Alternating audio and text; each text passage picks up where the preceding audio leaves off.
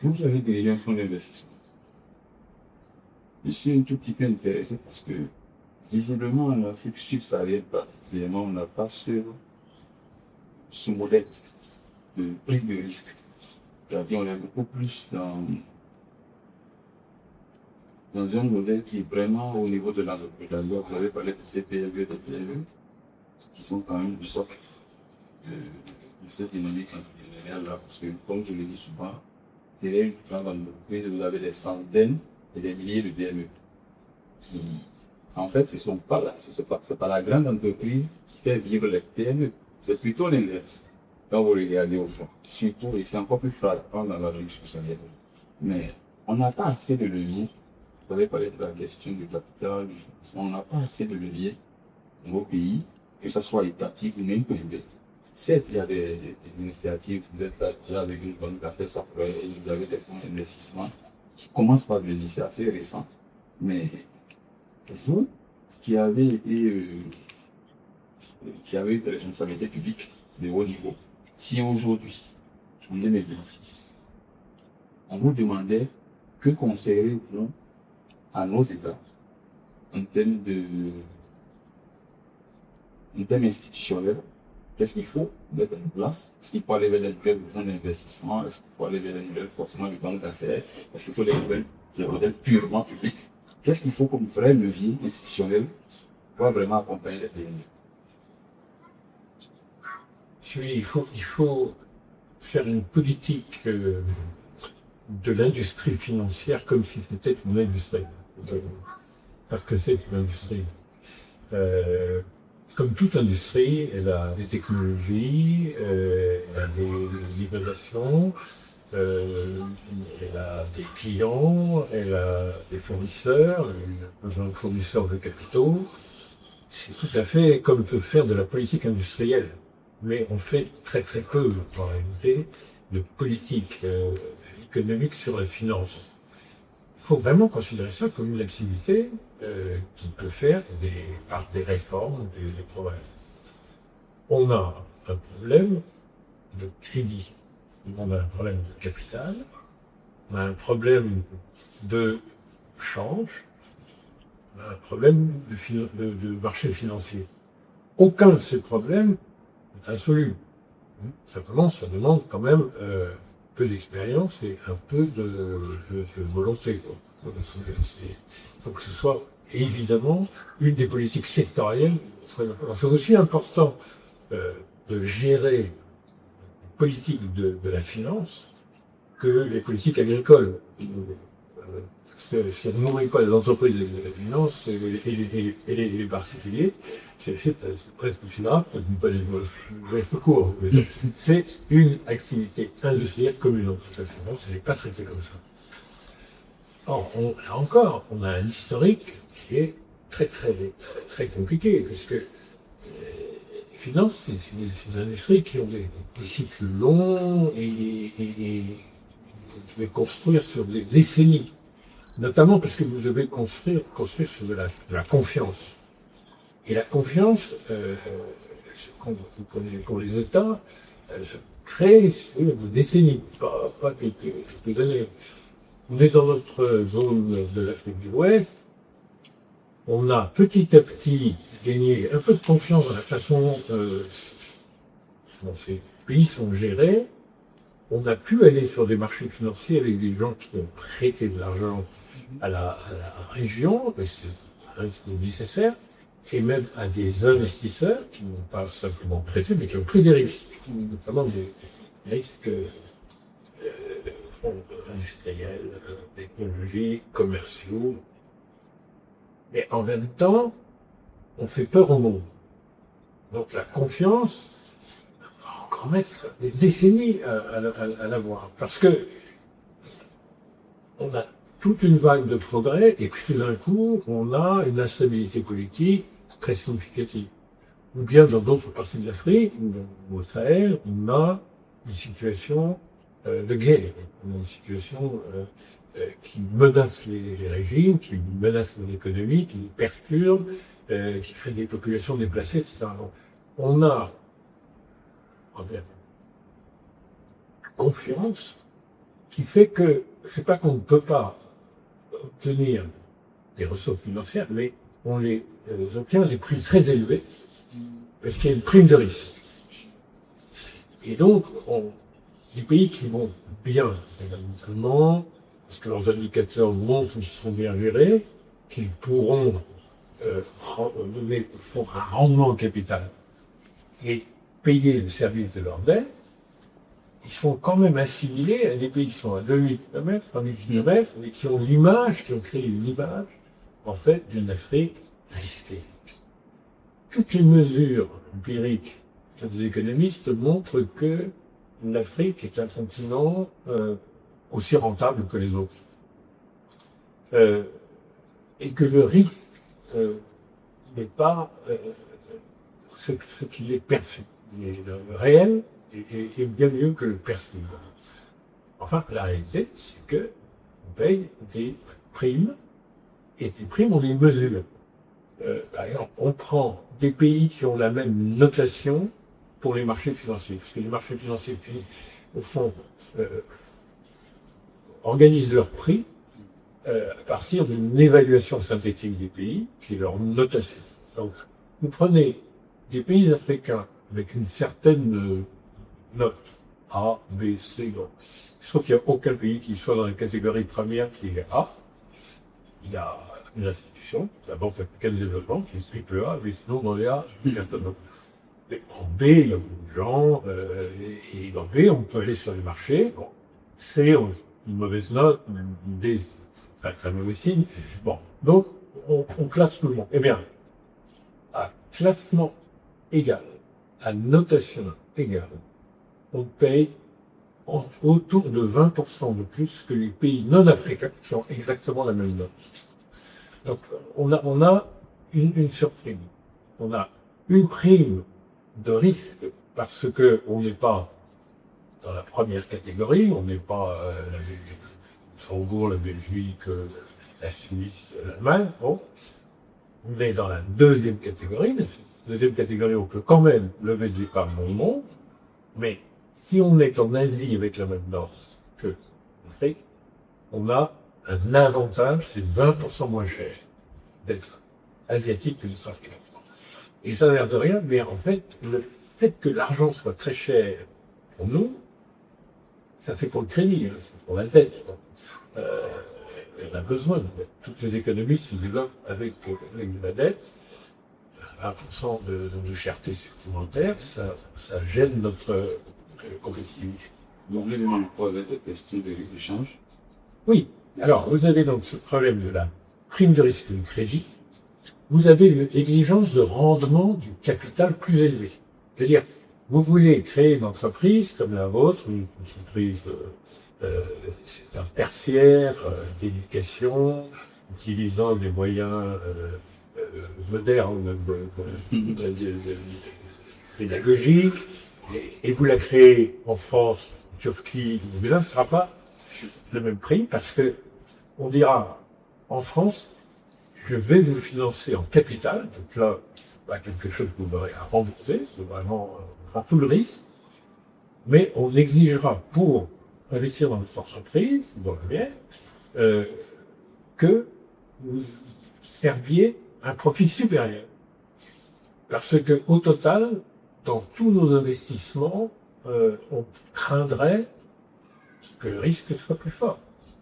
Quand bien même, on sait mesurer qu'il ne l'est pas. Mais ça reste vraiment assez long. La dette est chère. Le capital est cher. Parce que, encore une fois, vous demandera, vous voyez, vous voulez faire de l'immobilier à Lomé plutôt qu'à Marseille. Bon. Alors, vous demandera que le rendement du capital soit 12%. Et à Marseille, les leveragés sont très contents d'avoir 4. Pourquoi? Parce qu'on ne sait jamais ce qui se passe. Passer au Togo, au Bénin, au Tchad, etc. Et que, voilà, même dans les pays qui ont une très grande stabilité, où les prix d'immobilier montent régulièrement, etc., parce qu'il y a la démographie, eh bien, non, il faut, en fait, couvrir un risque qui est en partie imaginaire. Dette chère, capital cher. Et en plus, vous avez très peu d'institutions qui vous propose des produits d'épargne un peu sécurisés. Vous avez très très peu d'assurance.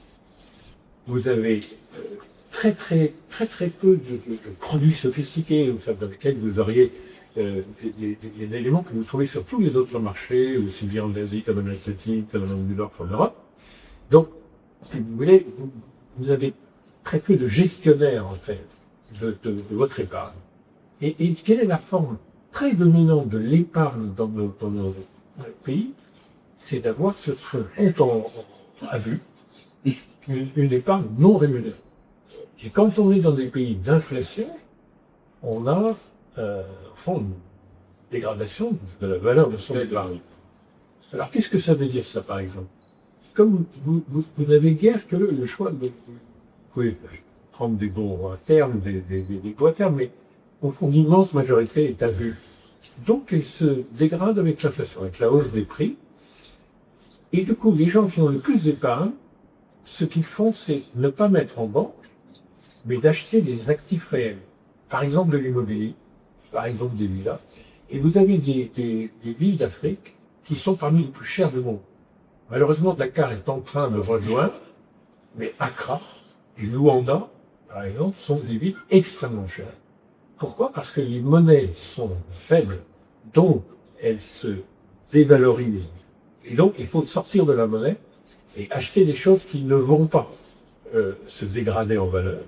Ce sont des actifs réels, mais du coup, ça veut dire que se loger est très très cher parce qu'on est à des prix de pays très développés, alors que on a des revenus, des salaires, par les problèmes de loyer pour les jeunes les gens qui commencent dans leur carrière, qui sont terribles. Pourquoi? Parce qu'on s'est réfugié dans des actifs qui, eux, ont de la valeur, alors que vos monnaies n'ont pas de valeur. Et sur les monnaies, il y a beaucoup de gens, courants politiques, qui pensent que c'est important d'avoir des monnaies faibles pour avoir des prix bas, pour être compétitif sur les marchés étrangers. Il y a même des gens qui pensent que si on n'est pas industrialisé, c'est parce qu'on a des monnaies trop fortes, on a des prix trop élevés, et si on dévaluait nos monnaies, ce serait mieux pour exporter plus. Je trouve que, chez les économistes professionnels, cette idée n'existe pas, mais dans la société politique et dans l'opinion publique, c'est très fort. Il y a qui ont listé leur monnaie de dire très faible. Quand elles sont très faibles, ça veut dire que vous avez de l'inflation, ça veut dire que vous avez un risque supplémentaire en Afrique. C'est dans beaucoup de pays que vous ayez un risque de change, parce que vous arrivez avec des monnaies relativement robustes.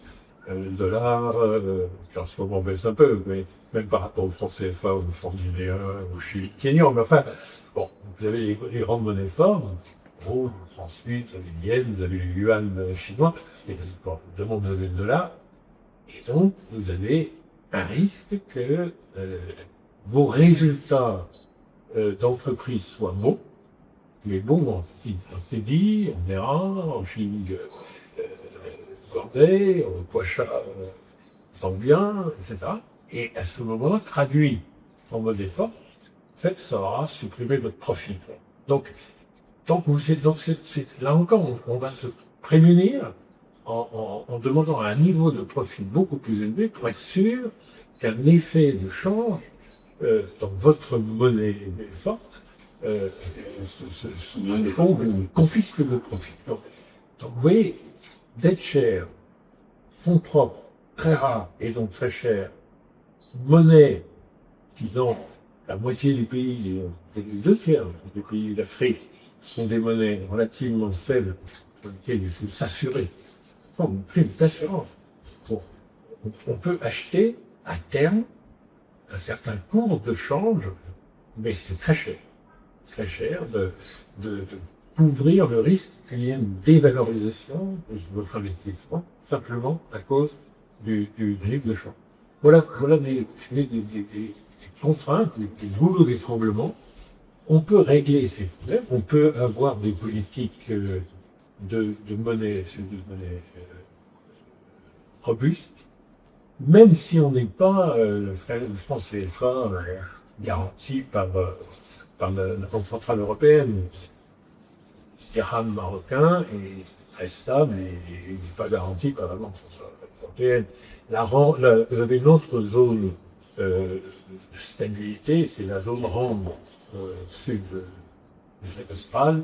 C'est les pays qui sont très très proches de la révolution sud-africaine et donc ils ont effectivement tellement d'échanges entre eux qu'ils essayent d'avoir des monnaies qui ne fluctuent pas par rapport au rand. Alors, le rand se dégrade un petit peu dans le temps par rapport au dollar, si vous voulez, mais total, il y a quand même une zone qui est structurée pour faciliter entre le Mozambique, la Namibie, la Botswana, etc. Bon, et la République d'Afrique du Sud. Vous avez le Djibouti qui a un franc qui a jamais changé de parité par rapport au dollar depuis l'indépendance. Ça, vous avez quelques zones, mais vous avez beaucoup de pays où il a fallu changer de monnaie, parfois même renoncer à avoir une monnaie nationale, c'est-à-dire n'utiliser en réalité que le dollar des États-Unis, par exemple le Zimbabwe. Donc vous avez des situations dans lesquelles vous avez ce genre de risque. Mais même quand on a une monnaie solide, le Maroc, l'UEMOA, la CEMA, l'Afrique du Sud, Maurice, Djibouti, on est quand même contaminé par l'image. Les monnaies africaines sont des monnaies, il faut se méfier, elles peuvent à tout moment se dévaloriser. Il est très important quand on est dans une situation de développement où on doit importer une partie de sa nourriture, pour beaucoup de pays, une partie de l'énergie, beaucoup de technologies et de machines. Il est très important d'avoir des monnaies fortes. Parce que, du coup, on les achète beaucoup moins cher que si on les achetait avec de la monnaie dévalorisée. Une grande majorité des gens pensent l'inverse. Ils pensent qu'on compterait beaucoup plus à l'exportation avec des monnaies faibles, alors que c'est pas du tout un problème, parce que nos exportations, pour l'instant, en Afrique, ce sont des exportations brutes. Vous voyez, notre premier partenaire du commerce international, c'est la Chine. La Chine, exactement comme les États-Unis, c'est un partenaire moins important parce que vient aussi après l'Europe. La Chine, comme les États-Unis, un peu moins l'Europe, ne nous achète que des matières. 87% de ce que la Chine achète en Afrique, ce sont des matières premières brutes et pas des produits finis. Alors, si vous voulez, les prix sont fixés sur les marchés de commodities, de marchandises, avec évidemment des monnaies qui sont essentiellement le dollar, éventuellement un peu encore la livre sterling, ça, mais au fond, évidemment que notre monnaie n'a aucun impact sur la formation des prix de nos produits. Cacao, si la monnaie est plus forte, plus basse, ça n'aura aucun impact sur notre compétitivité. On vendra les besoins des cacao, comme 60% de la Côte d'Ivoire du Ghana, il trouvera tout notre cacao. On n'aura pas d'effet, tout d'un coup, de développement de notre demande. Ce sont des produits bruts. Plus on sera dans une situation de industrialisation et de transformer les produits, plus ça changera. Parce qu'à ce moment-là, il faudra être extrêmement prudent à ne pas être surévalué.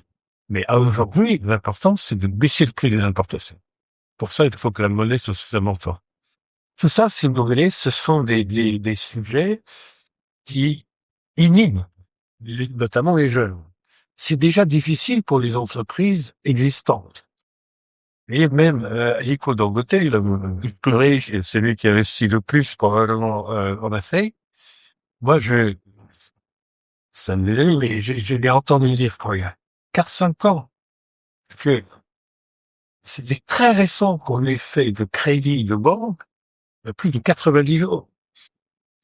Et quand il a fallu financer la raffinerie considérable, essentielle pour l'ensemble de la région, c'est une des plus grandes au monde, et paradoxalement, le Nigeria était déficitaire de son commerce extérieur, tant il devait importer les produits rachetés, les carburants et l'ammoniac, etc. Eh bien, même lui, même c'est son fortune, tout ça a été très difficile à financer parce que on a les conditions les plus chères du monde. Il faut absolument que les politiques arrivent à faire baisser la défiance. C'est vraiment ça. C'est pas très facile parce que quand vous avez des jeunes gens formés à l'école de guerre, mais pas vraiment à l'économie, ils sont de plus en plus nombreux à diriger les pays et qui ne savent pas faire en fait, politique financière, qui disent à peu près n'importe quoi sur leur monnaie, les choses comme ça. Ça nous aide pas. Bon, mais il y a des pays qui sont quand même de plus en plus respectés, regardés avec et donc ils payent moins cher. Aujourd'hui, le pays qui paye moins cher, c'est le Maroc, l'Afrique du Nord, le Ghana, l'Afrique du Sud, il n'y en a pas beaucoup qui payent leur financement de façon à peu près économique. Et ben pour ça, c'est aussi le rôle, se trouve dans cette position, et on voit ça que c'est quand même là que vous avez des effets, faisant un peu exception en termes de croissance, mais sinon les autres sont quand même assez, de croissance assez. Et donc, si vous voulez, pour les jeunes, c'est pire. C'est-à-dire que faire du crédit cher et de l'investissement cher dans une grande entreprise, c'est plus facile que d'en faire dans une toute neuve. Et alors, si on a quelque chose qui nous manque, c'est du capital risque. Il y a un métier, on a les fonds d'investissement, et on a besoin de tous les métiers de son investissement. Et on en a très très. Bon. Mais s'il y en a un qui est important, c'est le capital risque. Une venture capital. En anglais. Parce que ça consiste à accepter que je vais faire 10 investissements et que je vais en perdre 8. Et les banques ne sont pas faites pour ça. Les banques ne peuvent pas dire, je vais accueillir 10 clients et il y en a 8 qui ne vont pas me rembourser. Pas possible. Donc, c'est pas la peine de compter sur une banque pour prendre des risques. Parce que malgré tout, les dépôts des clients peuvent toujours aller dans la banque d'en face, dans le pays d'à côté, etc. Donc jamais, dans une sorte de règle, ils diront, venez, je vais vous faire du crédit, 8 d'entre vous ne me remboursent pas. Il en faut pas beaucoup plus de 1 plus 10 qui fasse ça. Un fonds de capital risque, il faut simplement qu'il fasse 20 fois sa mise sur celui ou ceux qui vont créer de la valeur avec succès. Mais on assume qu'on a pris des risques. Évidemment, faut pas avoir 100% de risques. Et ça, c'est un peu professionnel. Les gens, ils ont une historique, un track record, des gens qui sont plus ou moins habiles à comprendre les modèles économiques. Bon, c'est un métier comme un autre, mais on accepte que on va perdre 80% du portefeuille. Mais les 20% vont tout à fait rémunérer. Ça, c'est le capital. Ça, les Américains le font. Ça, une bonne partie des pays d'Asie le font. Les Européens sont plus modérés, qui sont certaines adeptes risque. Et chez nous, c'est vraiment très peu. On est vraiment au 10e de ce qu'il faudrait. Et puis c'est très, très centré sur des pays dans lesquels la culture financière, et notamment les marchés financiers, donc les bourses de valeurs, sont déjà assez rigoureux. Donc c'est plutôt nord le Maroc, et l'Égypte, c'est plutôt à l'ouest le Nigeria, et c'est plutôt à l'est le Kenya, et c'est surtout l'Afrique du Sud. Voilà. Et c'est donc par exception. Donc, si vous voulez, pour les jeunes gens qui doivent emprunter à risque, parce qu'ils n'ont pas de track record, ils ont à risque, de l'argent, il n'y a pas de professionnels disponibles. C'est pas vrai. Les États peuvent parfaitement, à condition de faire gérer par les vrais professionnels, quitte à les importer, hein, ils peuvent les faire venir de Dubaï, Alors, en plus, c'est pas des gens qui sont bon marché en termes de salaire, et ils aiment probablement mieux que le confort de Dubaï et le fait que ce soit pas imposé. Faut comprendre que vous-même qui êtes un grand entrepreneur maintenant, vous aimez bien Dubaï aussi, si vous voulez, mais voilà, donc c'est pas très facile hein, de les faire nez. Mais les États pourraient amorcer.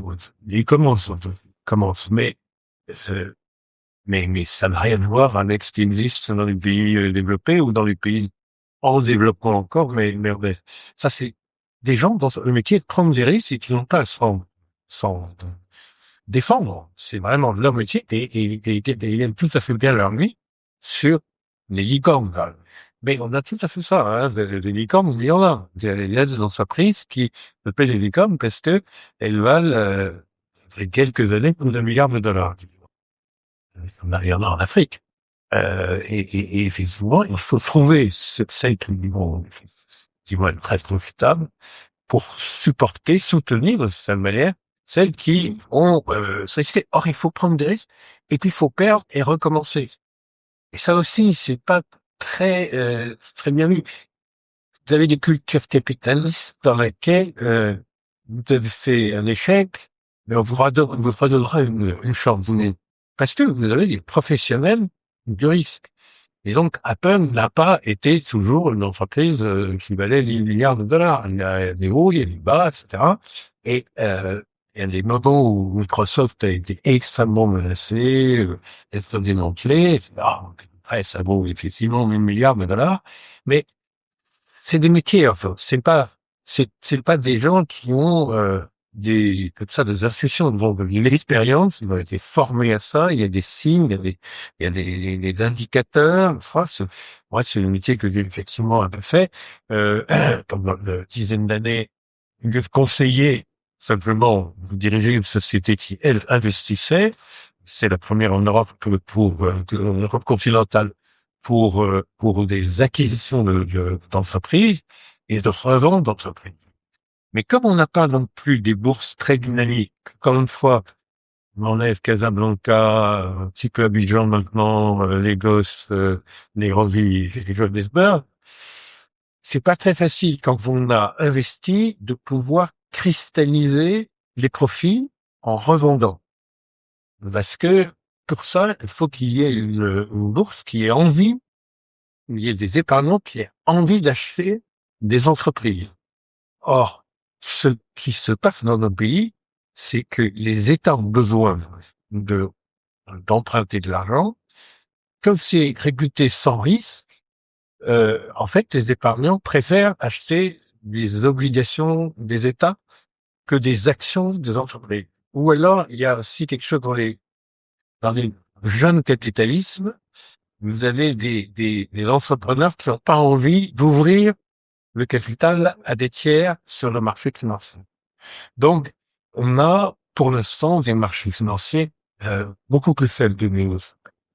Donc, tout ça, pour des jeunes gens, si on n'aime pas le risque, ils sont à risque par nature, et que n'a pas non plus, si on a investi beaucoup de facilité à récupérer son épargne et à réinvestir dans quelque chose d'autre, parce qu'il n'y a pas les marchés financiers très nombreux, c'est objectivement, institutionnellement, une difficulté.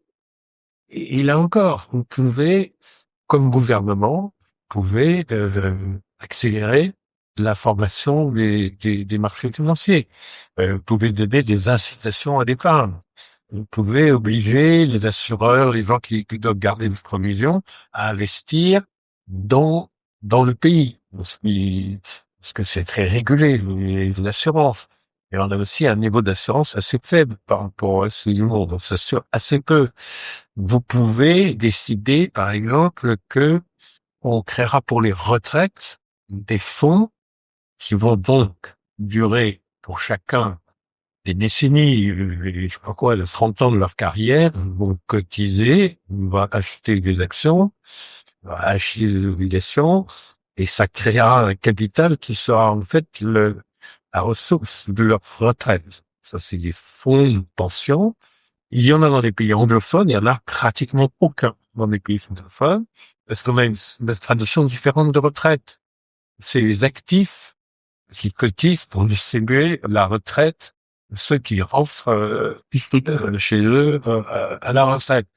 Bon, mais dans les pays anglo-saxons, comme la Grande-Bretagne, vous avez, et les pays anglophones d'Afrique, vous avez des fonds importants pour à ce moment l'assurance, mais aussi la retraite. À ce moment-là, pardon, ça fait des capitaux et il y a le secteur privé plus vigoureux au Nigeria, au Ghana, etc., dans les pays anglo-saxons, à cause de cette tradition.